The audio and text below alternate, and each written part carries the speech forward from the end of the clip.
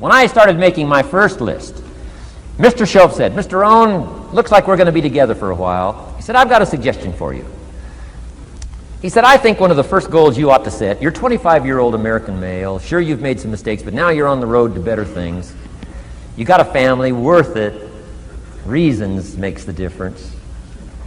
And he said, "You've got every reason to do this." He said, "Why don't you, among all the goals you're going to set, why don't you set a goal to become a millionaire?" A millionaire. This is America. All the possibilities are available. Why don't you set a goal to become a millionaire? He said, "It's got a nice ring to it." Millionaire. Enough zeros to impress your accountant? Millionaire. And he said, "Here's why." Now I thought, the man doesn't need to teach me why. I'm thinking, wouldn't it be great to have $1 million? He said, "No, that's not it. Here's why." And I had one of the greatest lessons I ever learned, and I'm about to share it with you. This will be worth the price of being here today if you can capture what I'm about to share with you. Babysitter fees, whatever else you paid. Some of you missed some sales today to be here, so this is a costly day for you. But what I'm about to share with you changed my whole life. Here's what Mr. Shope said. Set a goal to become a millionaire. And he said, here's why. For what it will make of you to achieve it. And I got one of the greatest classes in one sentence I've ever received in my life. Set a goal that'll make you stretch that far. For what it will make of you to achieve it. What a brand new reason for setting goals. What an all-encompassing challenge to have a better vision of the future. What for? To see what it will make of you to achieve it. And here's why. The greatest value in life is not what you get. The greatest value in life is what you become. Major question to ask on the job is not, what am I getting here? That's not the major question. The major question to ask is, what am I becoming here? It's not what you get that makes you valuable. It's what you become that makes you valuable. So Shope said, set a goal to become a millionaire. For what it will make of you to achieve it. Then he said, when you finally have become a millionaire, now, he said, what's important is not the money. I thought, wow, I've got some more to learn. He said, no, Mr. Rohn, I'm telling you honestly, you could just give the money away. Now, I did better than that, right? I told you. I lost it all. I'm rich by the time I'm 31. I'm a millionaire. I'm broke by the time I'm 33. So I didn't have to give it all away. I lost it all. Foolish mistakes I made. I'm a farm boy from Idaho. That early money drove me bonkers. I used to say, how many colors does it come in? I'll buy them all. I went crazy over that first money. I just went crazy. And then I made that one foolish mistake, right? Continuing guarantee. I mean, I'm so naive off the farm. I don't know what continuing means. And a few other mistakes. And by the time I'm 33, I'm broke. Now I've made and lost millions since then. But what an experience that was. And I'm telling you, the man was right. When I finally was broke at age 33, guess what I discovered? My money did not mean that much. It represented only a fraction of all my assets. Shope said, once you become a millionaire, Mr. Rohn, you can give all the money away. Because he says, what's important is not the money. What's important is the person you've become. Now, let me give you the key phrase on setting goals. Set the kind of goals that will make something of you to achieve them. Set the kind of goals that will make something of you to achieve them.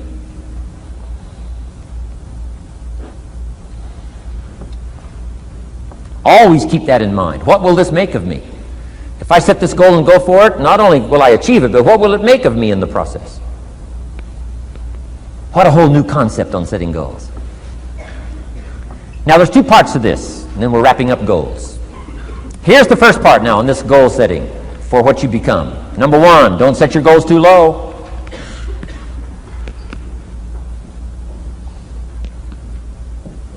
Interesting, we teach in leadership.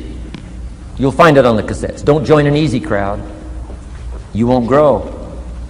Go where the expectations are high. Go where the demands are high. Go where the pressure's on to perform, to grow, to change, to develop, to read, to study, to develop skills. I belong to a small group. We do business around the world. You cannot believe the expectations at that level. What we expect of each other in terms of excellence, far beyond average. Why? So that we can each grow, so that we can receive from the group, we can contribute to the group, something unprecedented. It's called living at the summit. Go where the demands are high. Go where the expectations are strong, so that it'll provoke you, push you, urgently insist that you not remain the same for the next couple of years, the next 5 years, that you'll grow and change. So don't set your goals too low. The guy says, well, I don't need much. Well, then you don't need to become much.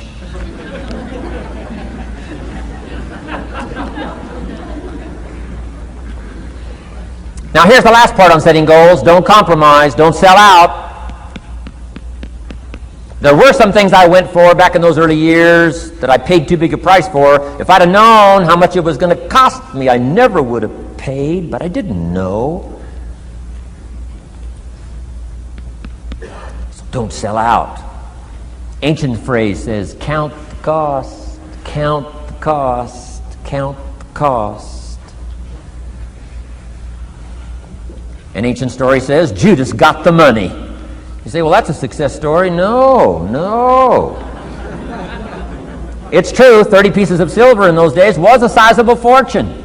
You say, well, if a guy's got a fortune, right, that's a success story. No, you don't understand. His name was Judas. Doesn't that ring a bell? Judas.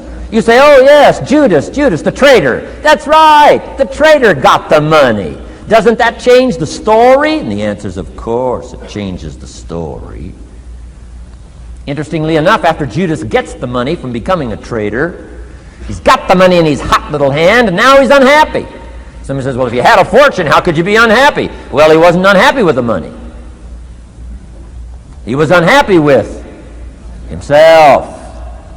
Key phrase, the greatest source of unhappiness is self-unhappiness. The greatest source of unhappiness doesn't come from outside. The greatest source of unhappiness comes from inside. And here's where the erosion starts, doing a little less than you could. That's where the beginning little infection of unhappiness starts, doing a little less than you can, not feeling that good about yourself. So don't let that happen. Judas is unhappy. He says, what'll I do? He says, oh, I'll just take the money back. Walked in where he got the money and said, here, take this money, I'm unhappy. They said, heck with you, Judas. We got what we wanted, you got what you wanted, out. They threw him out with his money. Judas says, well, what'll I do now? He says, oh, clever. Should have thought of this first. I'll just throw the money away. And he proceeded to throw his fortune away. Why would he throw his fortune away? He was so unhappy with himself. And that's not even the end of the scenario. After he threw his fortune away, he couldn't change what he became, a traitor. And now, in total abject frustration, he goes out and hangs his worthless self, which all traitors should do, save the state the money.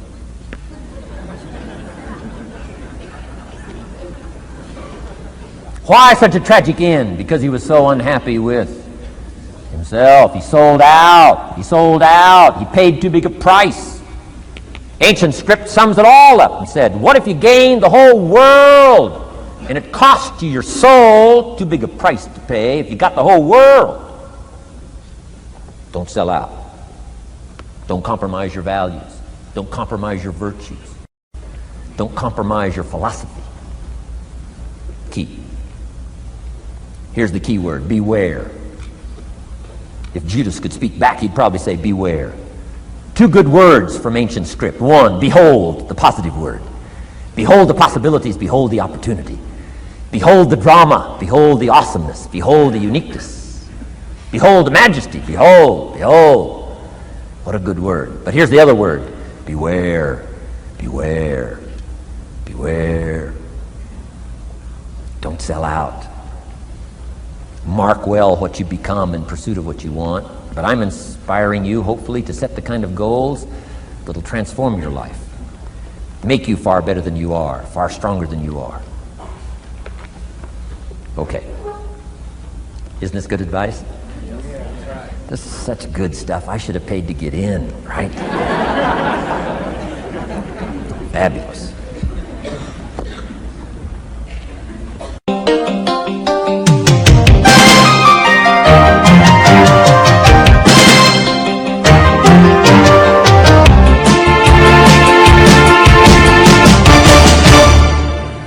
What should a child do with $1?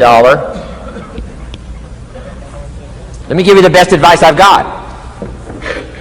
And this is called sort of middle of the road scenario, and I'll show you how these numbers may change, but here's what I teach. Kids, never spend more than 70 cents. Okay, now you got to pick some number. When I met Mr. Schoaf, I was at about 110%. But remember this, if your outgo exceeds your income, your upkeep becomes your downfall.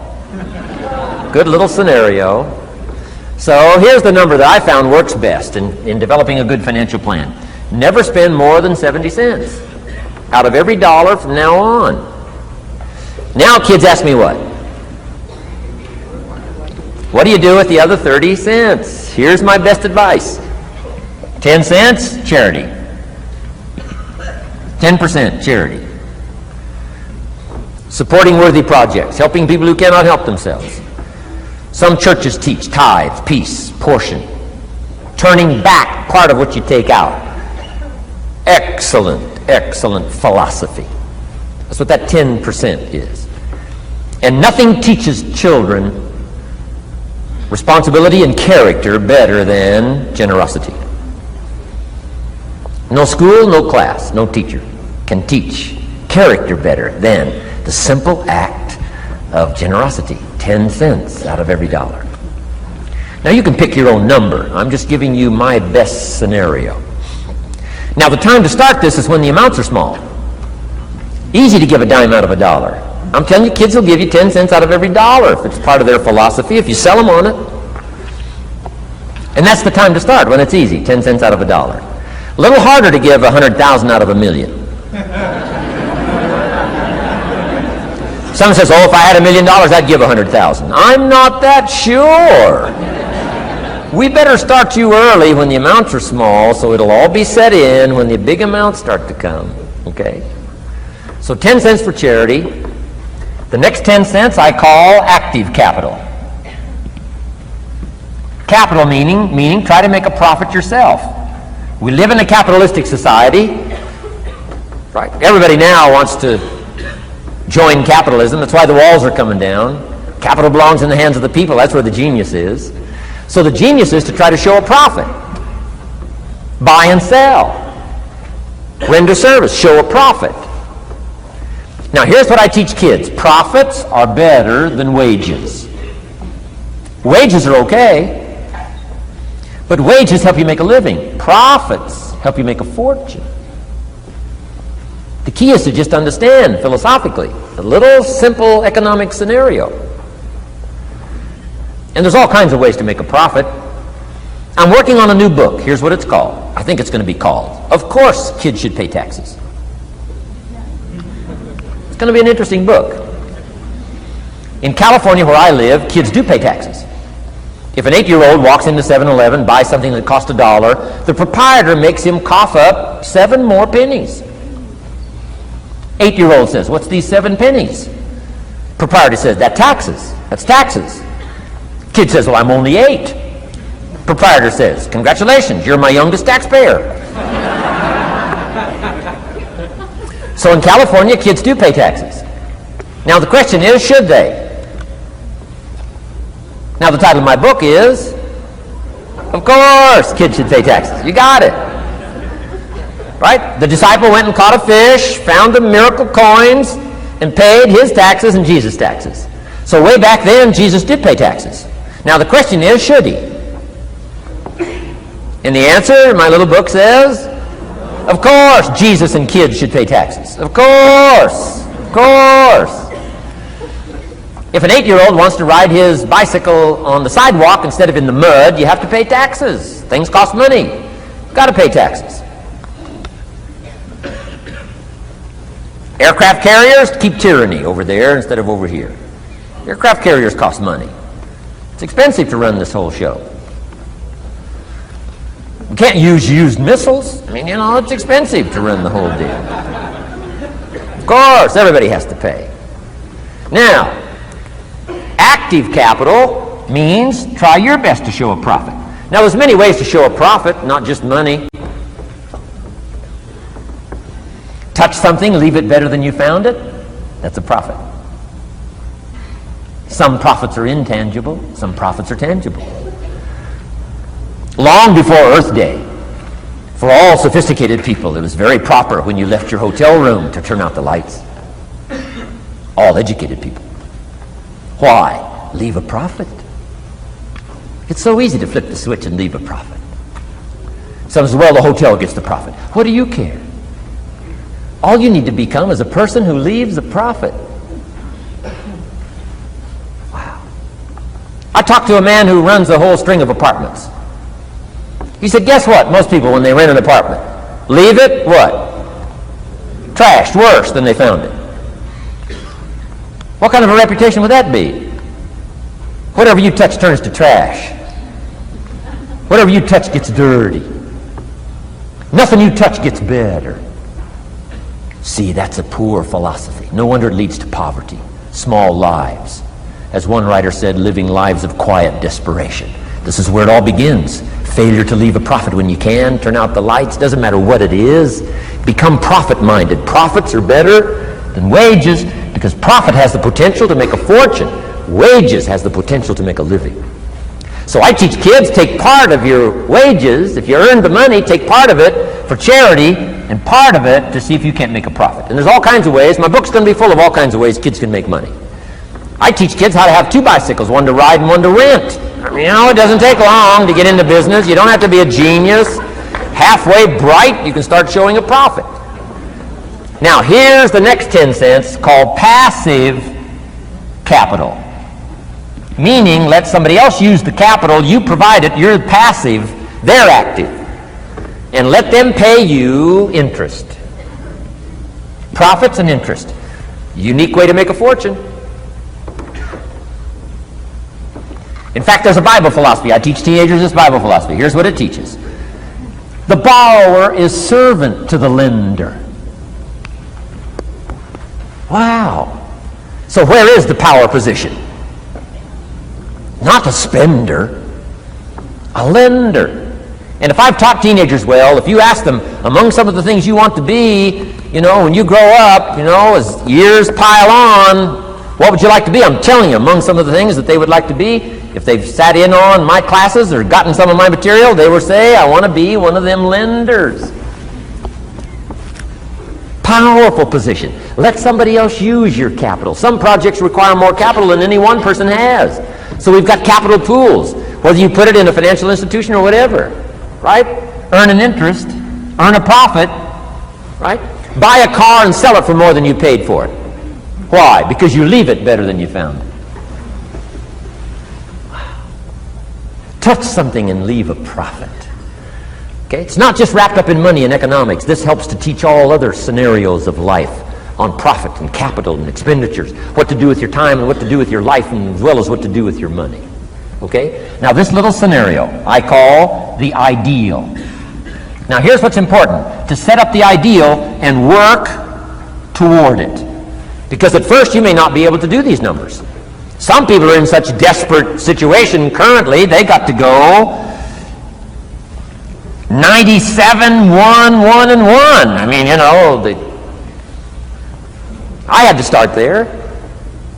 Start with pennies. And remember, it's not the amount that counts. Mr. Schoaf gave me the clear situation. Here it is. It's not the amount that counts, it's the plan that counts. When I met Mr. Schoaf, I'm 25 years old. I said to him, if I had more money, I'd have a better plan. He said, no, Mr. Rohn, if you had a better plan, you'd have more money. 6 years? 6 years? In America, 6 years? Come on, it's not the money, it's not the amount, it's the plan that counts. So set up an ideal plan like this. Now you can rearrange this and modify it to suit yourself. I'm just giving you here as an example. So set up the ideal and then start making progress toward it. Okay. Because finally these numbers are going to change if you move on up into the higher area, right? The people I work with around the world couldn't spend $70,000, cents out of every dollar would be obscene. That'd be too much. So these numbers are bound to change. I don't know what mine are. Probably 20% up here. A lot larger numbers down here. Okay? So these numbers can change. I'm just offering you a good sample philosophy. Remember, philosophy is the set of the sail. The economy is not the set of the sail for you. For you, the set of the sail is your own philosophy, your own thinking, your own plan, your own concept. Don't borrow somebody else's plan. Don't borrow somebody else's concept. Don't borrow the concept, spend all you can, cross your fingers and hope for the best. Don't borrow that. Develop your own philosophy, and I'm telling you, it'll lead you to unique places. Now, the rest of a lot of this is on the cassette tapes, but let me just give you 2 or 3 more pieces of the scenario here. Then I want to talk about communications, and then we're going to wrap it up. Okay. Here's 2 or 3 more parts to financial independence. Number 1, keep strict accounts. This is the best of disciplines. Keep strict accounts.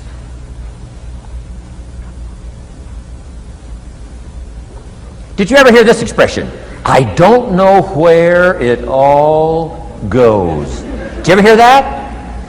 I don't know where it all goes. Oh, we'd love to have you run our company. You don't know where it all goes. Whoa.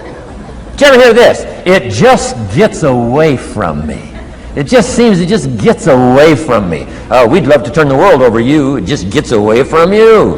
Come on. You got to have better disciplines than that. Let that be the 90%. Let that be the scenario of the 97%. But don't let it be your scenario. Don't let it become your philosophy. Keep strict accounts. Next, a new attitude. I had to develop a new attitude as well as new concepts. Here's what I used to say. I hate to pay my taxes. Shoaff said, well, that's one way to live. I thought, well, doesn't everybody hate to pay their taxes? He said, no, a few of us have gotten way past that. He says, once you understand what taxes are, here's what taxes are in our governmental system in our society. Taxes is how you care and feed the goose that lays the golden eggs.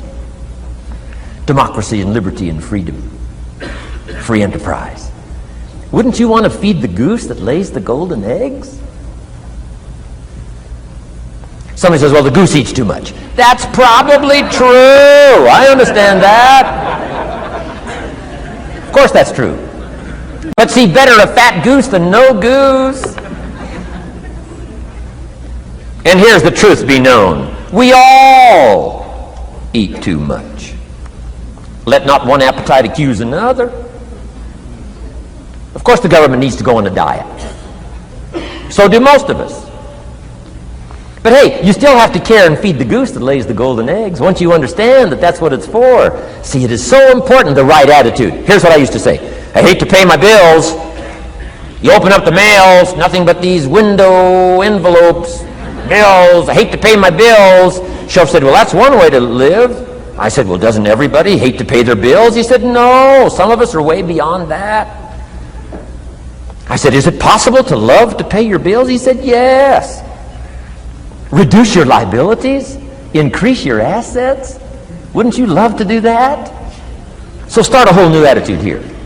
Next time you pay $100 on an account, put a little note in there and say, with great delight, I send you this $100.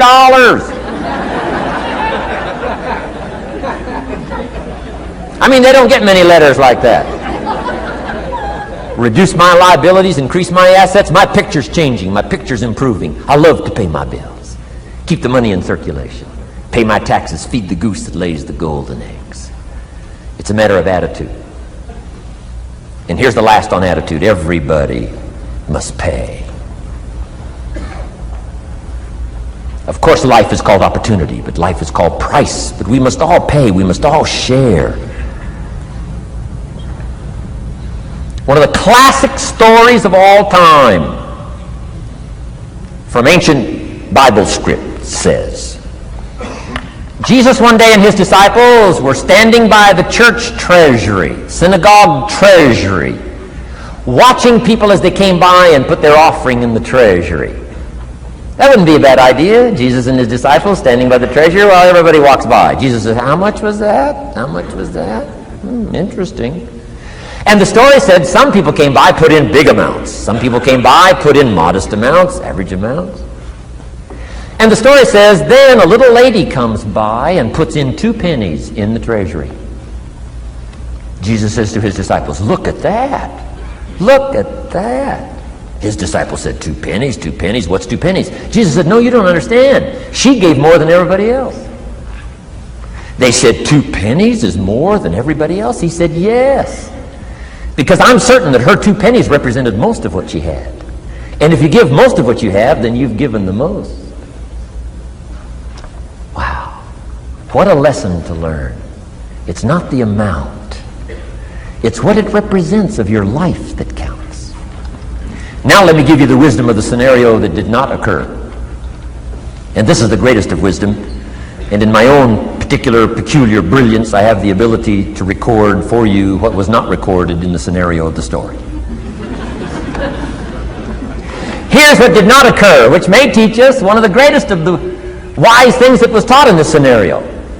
Here's what did not occur in the scenario. Jesus did not reach into the treasury and get this little lady's 2 pennies and run after her and say, here, little lady, my disciples and I have decided that you're so pitiful and you're so poor that we've decided to give you back your 2 pennies. I'm telling you, that did not occur. If it would have occurred, she would have been what? Insulted. She would have rightfully said, I know my 2 pennies aren't much, but it represented most of what I had. And would you insult me by not letting me contribute what I wanted to contribute, even if it's only 2 pennies? I'm telling you, that did not occur. Here's part of the wisdom of the story that was not recorded. Jesus left her pennies in the treasury, meaning everybody has to pay, even if it's only pennies. That's the key. And whether you start with pennies or whether you start with dollars or whether you start with nothing, remember, part of the scenario is to spend, of course. Part of the scenario is to invest, and part of the scenario is to show a profit, and part of the scenario is to help take care of people who can't take care of themselves. If you'll set up your own philosophy, I'm not asking you to buy my philosophy. I'm not asking you to adopt my numbers. I'm only wanting to provoke you to think, for you to come up with a splendid economic philosophy that's got you up early and got you up late, has got you thinking and pondering ways to use your resources and turn it into the dreams you want for the future. And that's my little story on financial independence. Okay. Here's the next to the last subject, communication. How to affect other people with words. I've got just a little 4-point program here for you to consider. The whole expanded version now, 3 days, right? 3 days of all this is in that package that you're taking home. So this is called an abbreviated version of all the rest, this 1 day, video day. 4 steps to good communication. Here's number 1, first of all. Words can work miracles. That's why communication is so important. Words can work miracles. Words are powerful. Words are almost godlike. In fact, ancient script says the Word was God. God was the Word. Wow, words and God. I said to my Israeli audience last year, in the beginning, the story of creation is unique. It says, in the beginning, Jehovah God spoke and said what? Got some students here, I'm sure. In the beginning, Jehovah God spoke and said what? Let there be light. And what? There was light. Wow! Wow! It looks like words create light. Is that possible? I'm telling you it's possible. Humans can get pretty close. What if somebody can't possibly see how they could do well, how they could become successful, how they could transform their lives and their health, their future, and their finances, spiritually, and every other way? They can't see, and you come along and share your story, and maybe borrow some other stories. And by the time you get through with a good presentation to this person, they say, now I can see. Before you got here, I was blind. I was in the dark. And while you were talking, some things dawned on me. Is it possible to create light with human intelligence, with words? And the answer is, of course, of course. Here's part of the spectacular opportunity as a human being. One person talking to another. It's got so much power, so much potential. A mother talking to a daughter, a father talking to a son, salesperson talking to a client. Nothing more magical and powerful, awe-inspiring than words have the ability to dramatically affect people's lives and futures. So become a good communicator. Let me give you some good keys to good communication. Here's number one: have something good to say. Communication starts with preparation. Getting ready to speak this year, getting ready to speak next year. Attend the classes, read the books. Have something good to say. Here's 4 good words to help you to have something good to say. 1 is interest. Develop a new interest in people and life and what's going on, economics and politics, religion, social structure, possibilities, opportunities. Develop a new interest. Here's the next word: fascination. Goes that step beyond interest. That's why kids learn so much that first 6 years. Fascination. Adults are walking on ants. Kids are saying, don't walk on these ants. I'm studying these ants. I'm looking at these ants. Kids are so fascinated. How come an ant can carry something bigger than he is? Wow. That's how come they learn so much. They're fascinated. And here's another little clue I've learned. Turn frustration into fascination if you can. You'll learn more. I've worked on this. I'm pretty good at it. Out in Los Angeles, I'm on the freeway. My airplane leaves in 45 minutes. The traffic is moving not 1 inch. I am now fascinated. I'm telling you. Now, it doesn't work every time. That's true, but every time it does work, I'm telling you, you'll come away with more. Learn to be fascinated instead of frustrated if you possibly can. Turn that little scenario on for yourself. Next is sensitivity. You got to understand, we use the phrase, where people are coming from, where they've been, what's going on. Sensitivity training is so important. People not like you, people that have got challenges and problems and difficulties, you got to do your best to be sensitive to other people, where they find themselves, the pit they might be in currently, what's going on. Be sensitive to that. Here's 2 of the greatest things said about Jesus. 1, it said he was touched. He was touched by where he found some people. He was touched by the misery he found some people in. He was touched. He was touched. And here's the other word. He was moved, it said. He was moved, touched and moved. If you really want to communicate well, you got to be touched and moved. Not just by your own drama of life, but by the drama you know is going on in other people's lives. Sensitivity. How does an adult 40 talk to a child who's 12? You got to be sensitive. Not just to your current situation. One of the best ways to identify with a child who's 12 and you're 40 is remember when you were 12. Go back, remember the scenario and let it hit you again, let it touch you again. I don't have any problems with 12-year-olds. I remember almost every day of being 12. 12 is a unique year. 1, you're not 13. I mean, you know. If I heard it once, I heard it 100 times. Of course you can't go, you're not a teenager. Wow, I can't wait for this year to be finished.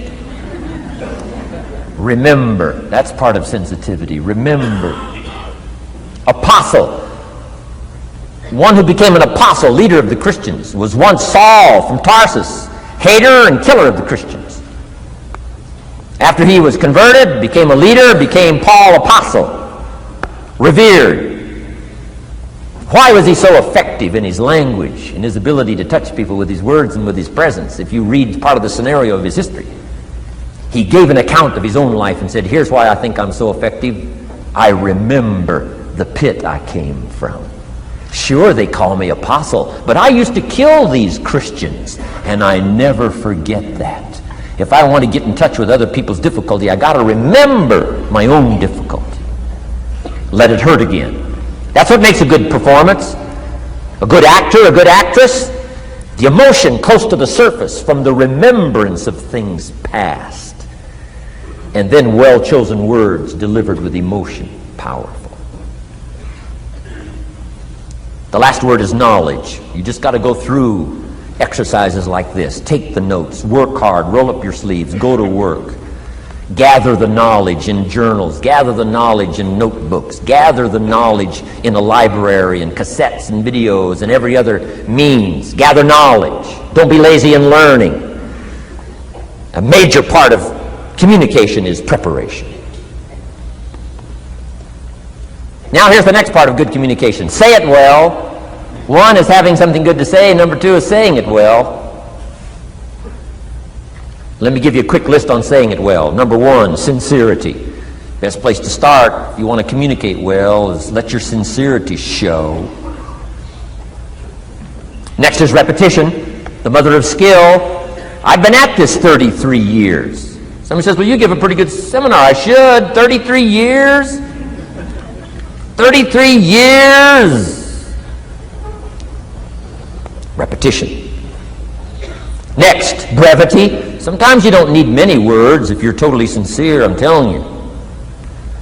Jesus' presentation in gathering up his team called disciples was fairly short. He just walked around the countryside, took a look at somebody and said, you follow me. That's brief. I mean, that's short. Now, why could he get by with such few words?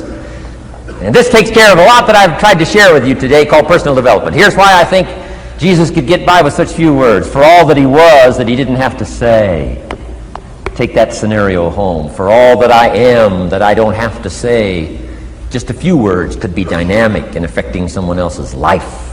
A child, a business colleague, a sales client. Next, vocabulary. Got to work on your vocabulary. Some of my friends took a survey among prisoners working on some rehabilitation program. They weren't particularly looking for this, but here's what they found. There's definitely a relationship between vocabulary and behavior. And here's what they found out. The more limited the vocabulary, the more tendency to poor behavior.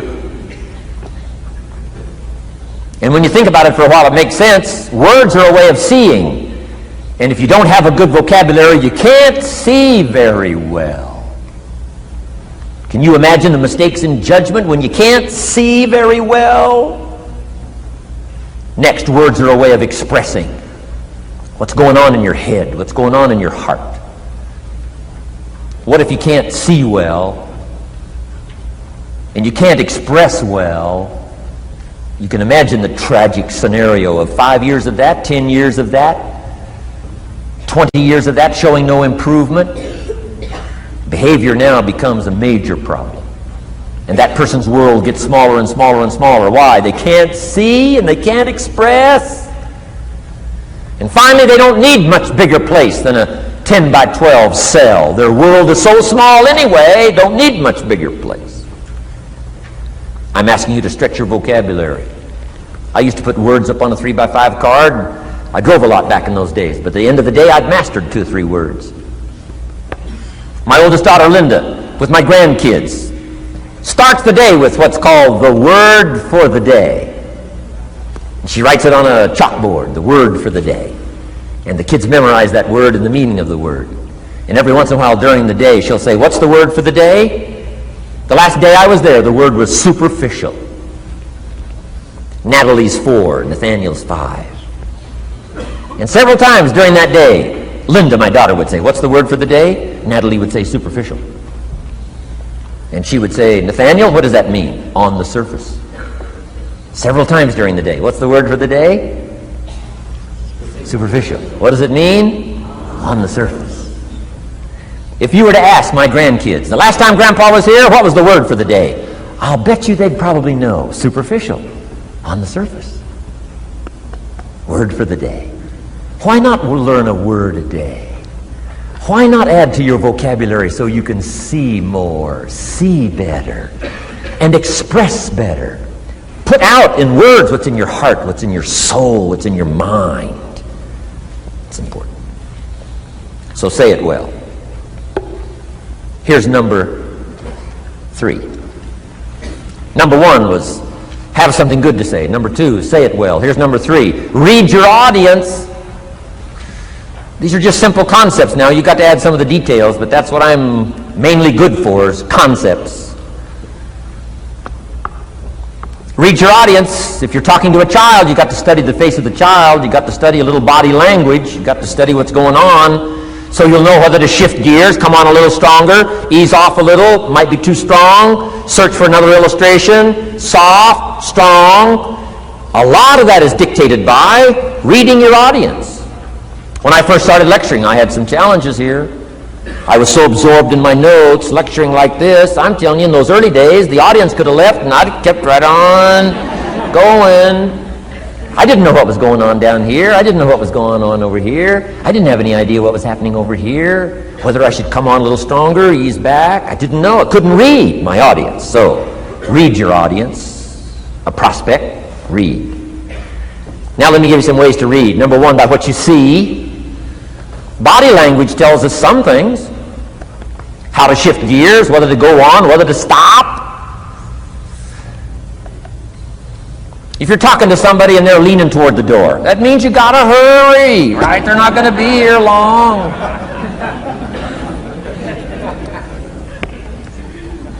Body language. Guy's got his arms folded, chin tucked down. You got your work cut out for you. You're gonna have to reach deep in your bag. Find some extraordinary stories. This one's not going to be easy. What tells you that? Reading what you see. Here's the next one. Read what you hear. You've got to read a child's impatience. Kids don't mind telling you whether they're bored or impatient. Kids' attention span is short. Doesn't last long. You've got to get it said. You start talking to a child, 30 seconds they say, how long is this going to take? Whoa! Read. Listen. Listen for the response. Now you'll know whether to shift gears, change your language, find a new illustration, soften, stronger. Read your audience. Read what you see, read what you hear. And here's one of the most important. Read what you feel.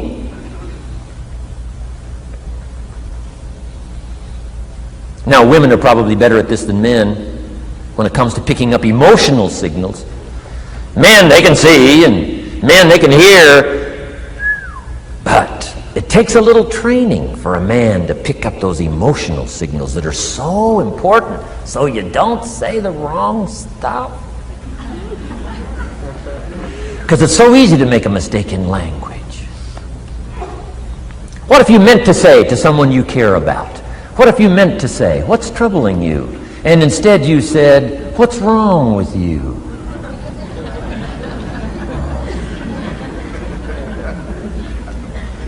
Communication. So read the emotional signals. If we could learn from the women on this emotion. Women have this uncanny antenna picking up this stuff. Woman says, doesn't feel right. I mean, what does that mean? It doesn't feel right. It doesn't feel right.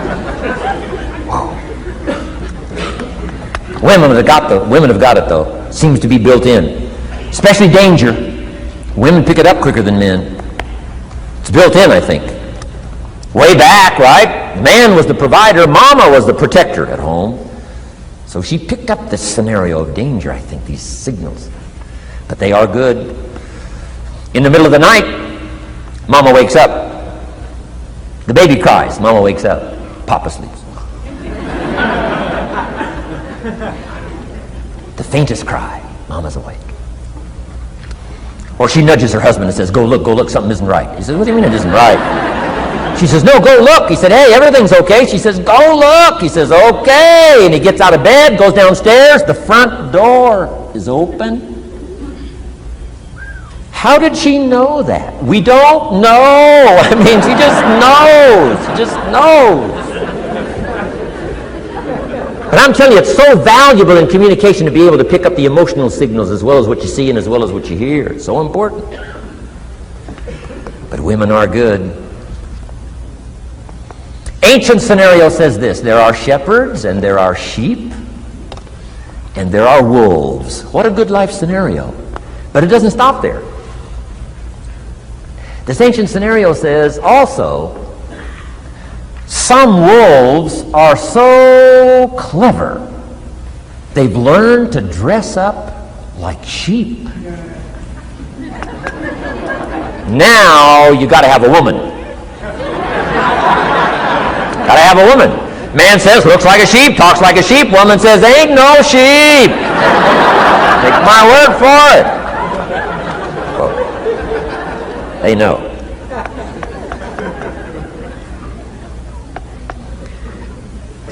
Read. Pick up the signals. Don't ignore the signals. Develop this personal development scenario, communication, financial independence, and all the rest. Now here's the last part. Intensity. Words mixed with emotion. Words mixed with hate. Words mixed with love. Words mixed with faith. Words mixed with courage. That's what's powerful. Words have a certain effect, but words loaded with emotion have an incredible effect. If I had a little straight pin, a guy buys a shirt, it's got all these little pins in it. I take out all these pins. If I took one of those little straight pins and I threw it at you, and let's say it reached you and hit you in the face or hit you in the hand, you'd feel it. This little straight pin, you'd feel it. That means I got you with my words. But what if I took that little straight pin and wired it to the end of an iron bar, about that long? See, I could drive that pin through your heart. The pin is the words, the iron bar is the emotions. The emotions. Here's the best I could share with you. Put more of you into what you say. Don't be casual in language. Don't be casual in words. Casualness leads to casualties on the freeway and in communication. Don't be lazy in learning good communication. And put more of you. Now here's the last thought. The emotions must be measured. It can't be too much for the occasion if it's not called for. In leadership we teach, don't shoot a cannon at a rabbit. It's effective, but you've got no more rabbit.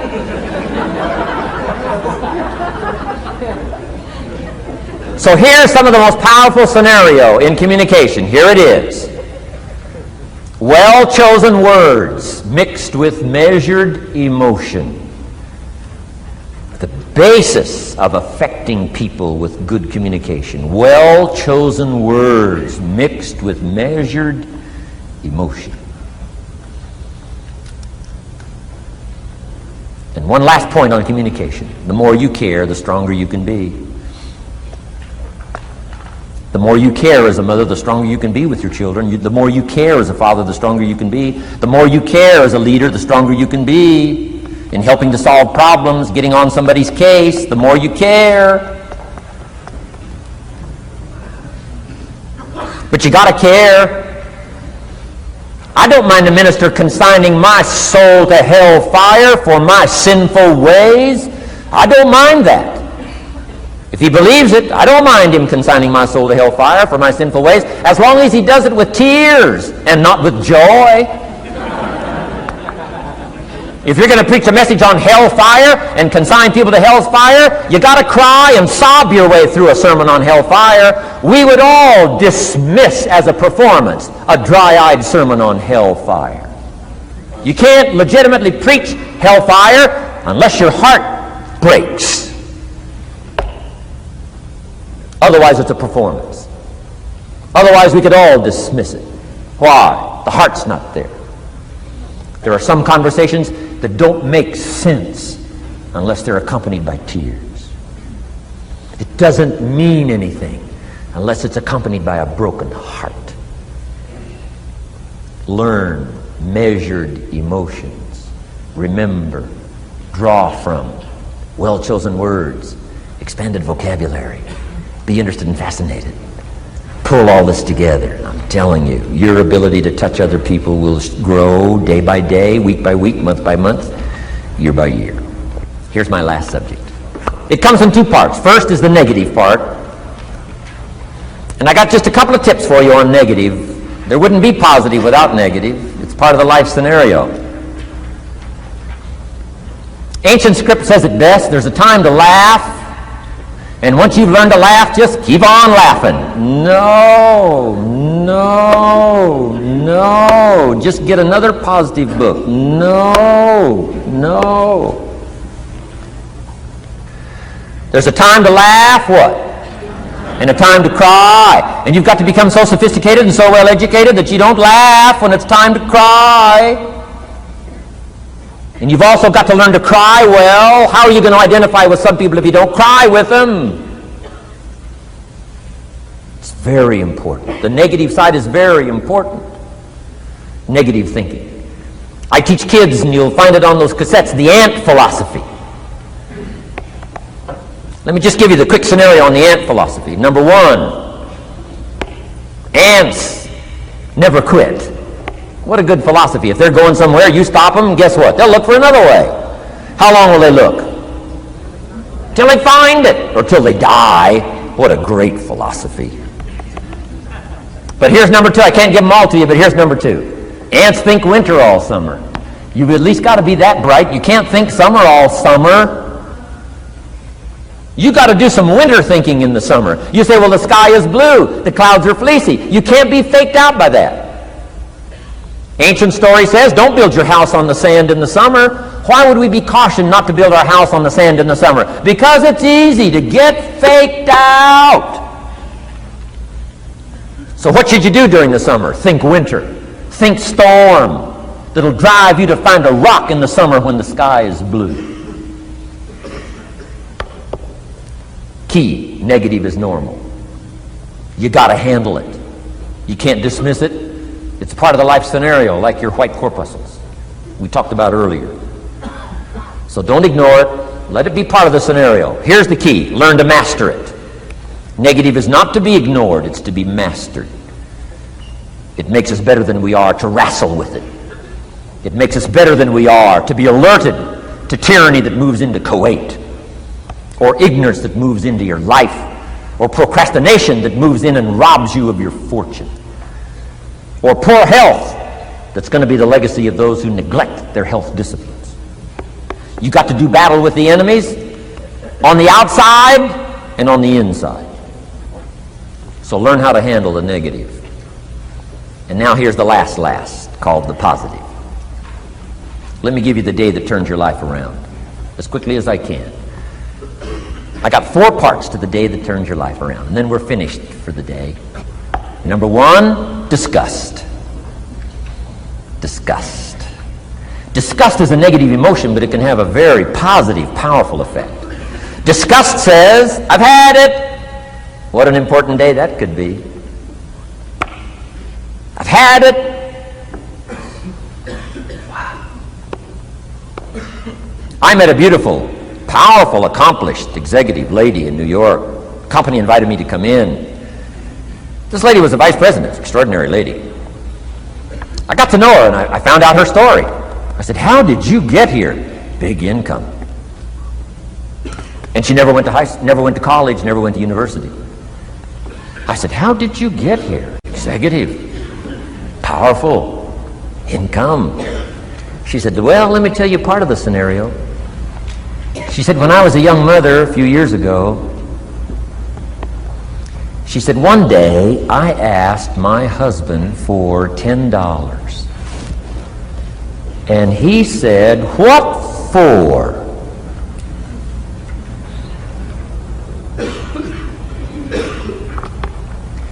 She said, before that day was over, I decided I would never, ever ask again.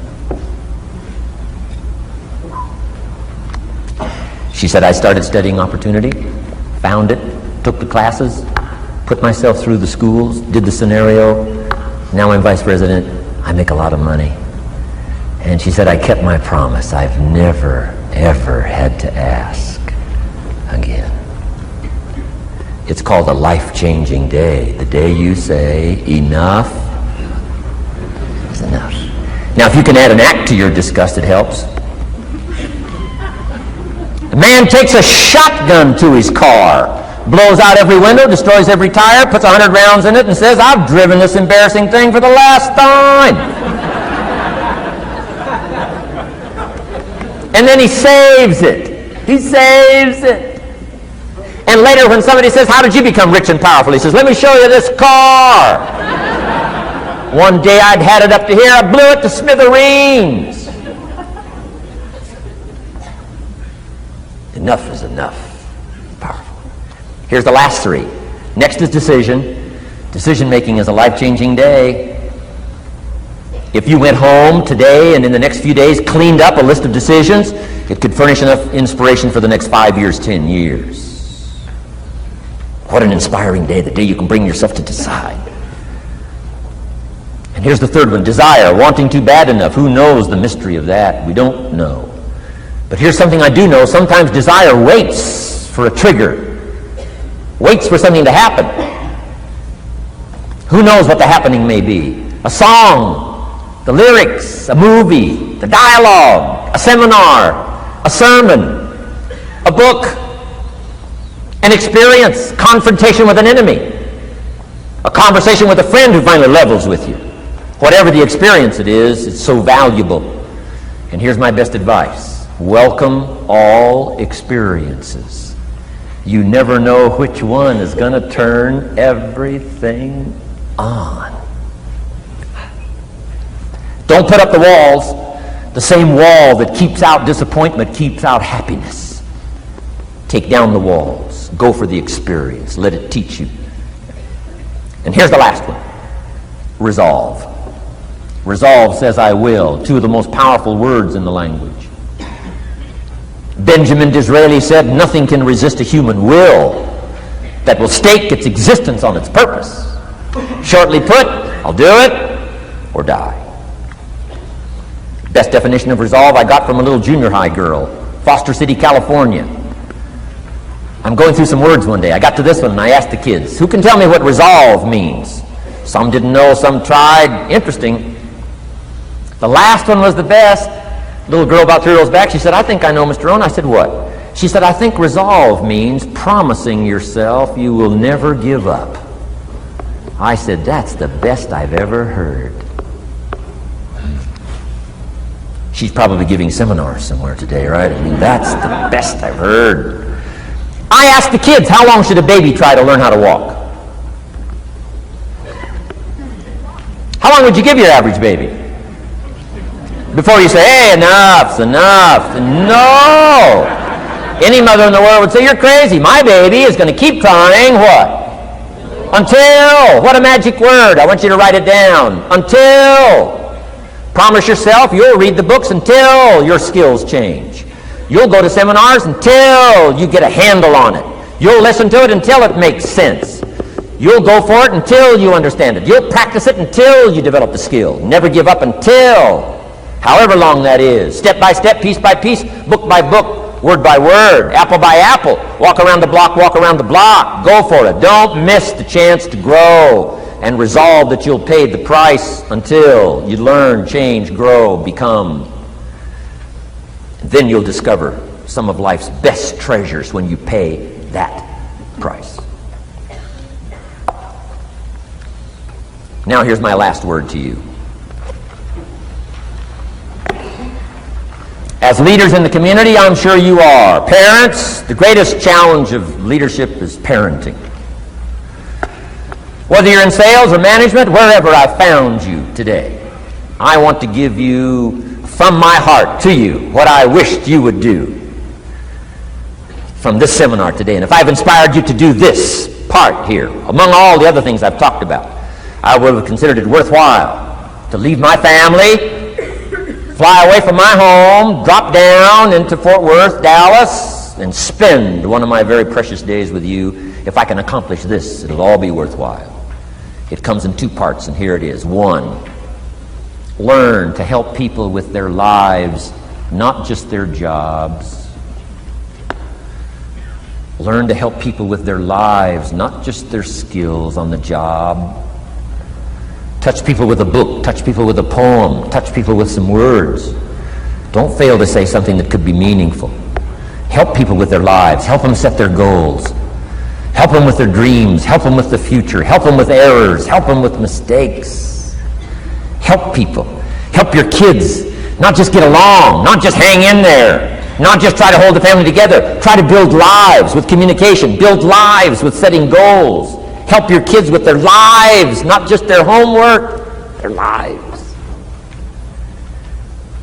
And here's my last one for you personally, because I'm probably one of the best examples of this standing before you in this auditorium today. Here it is. Ancient script says, if you work on your gifts, they will make room for you. If you work on your gifts, they will make room for you. Wow. Look where my gifts have brought me today, to this room. A chance to invest in this many lives.